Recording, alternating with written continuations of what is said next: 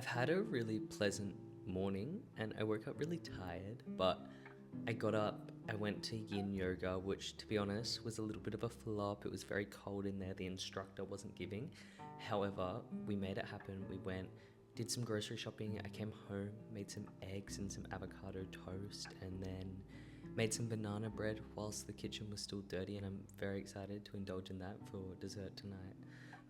And I have been trying to slow down a little bit in the past few days or over the past few weeks as January begins.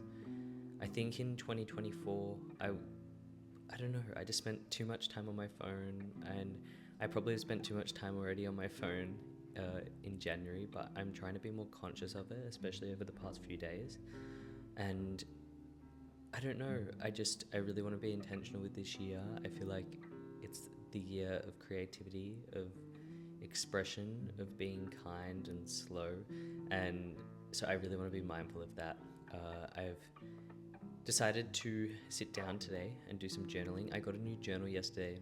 I know a few of you have seen me using the Paper Republic journal, and I really like the idea of it, but I love moleskin journals, and I have multiple journals, but they don't fit in the leather of the Paper Republic. So I've decided until I can make my own Louise Carmen-esque notebook, I'm going to go back to using a few journals.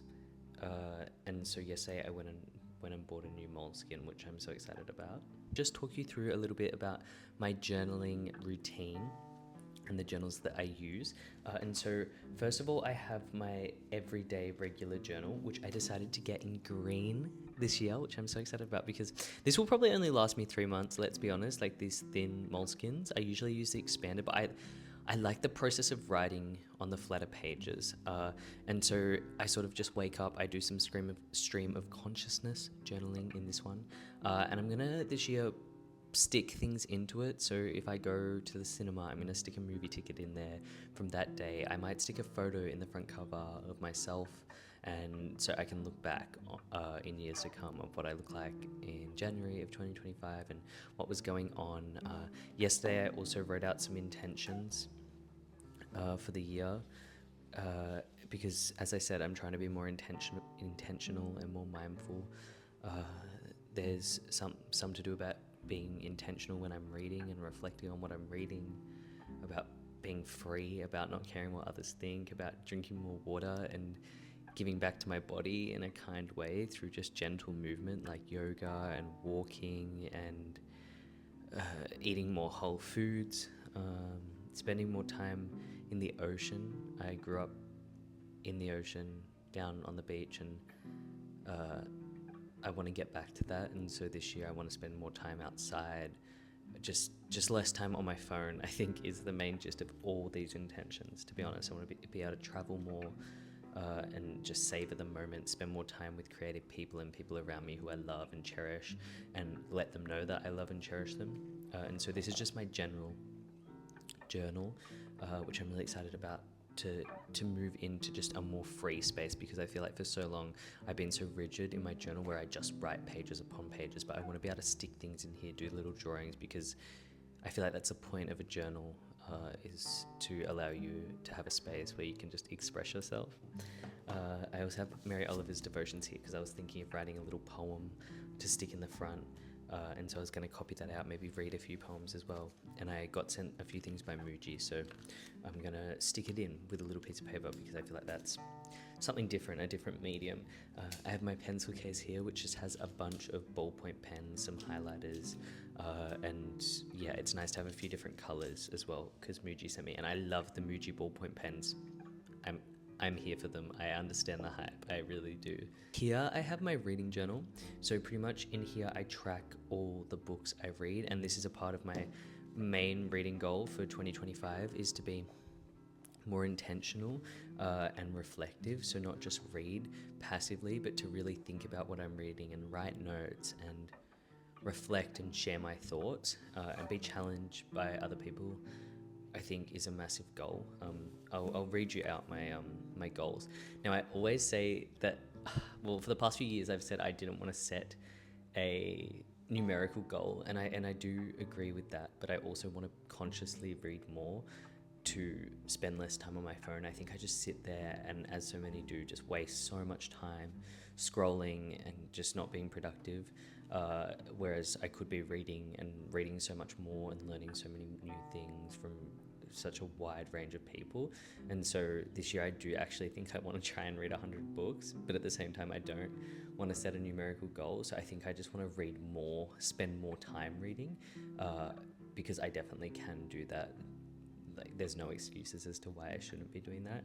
And so that's probably my number one goal, is just to read more, and fingers crossed, whatever the number be, if it could be 100, that would be amazing. I want to read intentionally, as I said, and reflect more on every single book I read, and that's why I have this journal here, to share more and be challenged by others, and have discussions around books. I would love to start a book club, and just share time with like-minded people and talk about books, and just be inspired by others' creativities and the way they think. So that's a major goal to do with reading. And my last one is to read more from certain authors, one of which being Toni Morrison. I've started Sula. I'm loving it. Toni Morrison is devastating. This book is already devastating. Like, some traumatic things have happened so quickly. I think I'm in the first, I'm probably almost halfway through, to be honest. And so many traumatic things have happened, but at the same time, Toni Morrison writes in such a witty way that you're intrigued and captivated, and they almost make you laugh, which is horrible, but anywho's, that's how I feel. And all the characters in here are so three-dimensional, and you feel like you really know them and you're rooting for them. And so my goal today is to sit down and finish this whole book. After my journaling session, we're going to finish this. Anywho's, so with this book, this journal, I write down every book I've read, and I give it my rating. I don't really share my star ratings of a book, but I just, for like a personal reference of what spoke to me, I still draw some stars in there. So that's my list. And then as I read the books, I write some notes and some stars and what I was thinking, just so I can flick back and understand what I was reading, what the book was about. Especially when you're reading and consuming so much, I feel like it's easy to forget. And so I'm trying to be more intentional with sticking to this, because last year I did it too, but I was hopeless and I only did it sporadically. And then finally, Muji sent me this planner, and so it's just really basic, but it has everything I need to. It has a day-by-day spread out, which I really like, and a calendar as well. And then in the back, I have two separate notebooks, one for just like random writing and poetry, and another for videos and just planning to do with content. And so I carry around a lot of notebooks, so I eventually want to get some leather and make my own leather-bound journal. But yeah, I'm going to do some writing, and we'll go from there.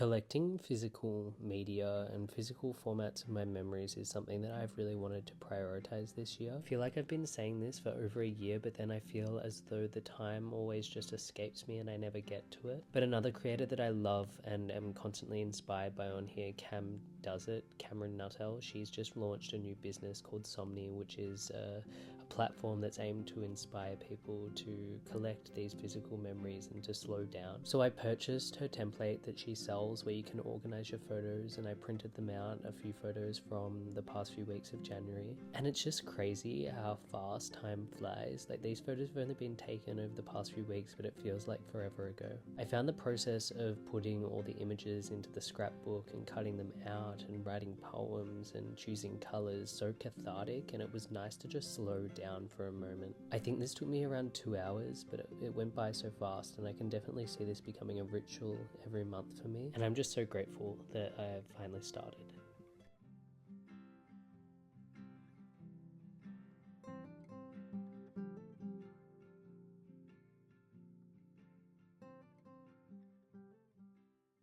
What have I been reading? I've been reading a lot. I feel like I might have spoken to you guys about this, but I read The Lonely City by Olivia Laing.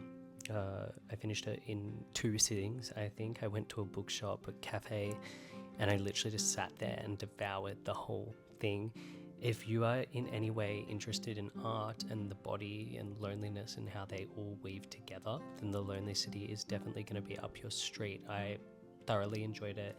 I underlined literally so many passages, and I think the final passage was maybe the most impactful final passage that I've ever read, or at least at this point in my life, or at this moment. It just really spoke to me, and I'm glad that I started finally reading Olivia Laing, because she's been on my TBR for so long, and I feel like she talks with and intersects with so many other artists and creatives and writers that I like, and so I'm so glad that I read this. I also finished Sula by Toni Morrison, and I feel like I can't really commentate on this. This is so important, it's vital, it's sad, but it's so real, and I think it talks to human nature so beautifully, and it follows this girl, Sula, throughout the course of her life, and more specifically her friendship with this one other girl who is almost her other half. It talks about forgiveness, about kindness, about what can not be forgiven, and what it means to be human. All the characters in here felt real. They were likable but unlikable. They made good and bad decisions like we all do, and I really, really enjoyed it. And so I'm looking forward to reading more Morrison this year, and I'm glad to have started the year off with it, because I feel like if I didn't, I probably wouldn't get to it, because her writing is very, very dense, and although this is only short, it took me quite a while to read it. And then finally, dropping things, I read Andrew McMillan's Playtime. This was phenomenal. I don't know why it's been sitting on my shelf for so long. I feel like so many books I read, I feel like that, but this has been sitting on my shelf for months and months and months. Since I went to Europe, I bought this at Gaze the Word. And this is a queer poetry collection that's almost an ode to the male body, on experimentation, on sexuality, on what it means to use queer bodies, our own and others, in a way that allows us to gain more towards our own selfhood. And I really liked it. I underlined so many poems. I thought they were beautiful. I read it in one sitting, and so that's that. I'm not sure what I'm going to read next. I'm thinking maybe a cask, to sit within a cask for a few days would be lovely, especially with how hot it is. But yeah, thank you so much for everything, for watching these videos. I adore you, and yeah.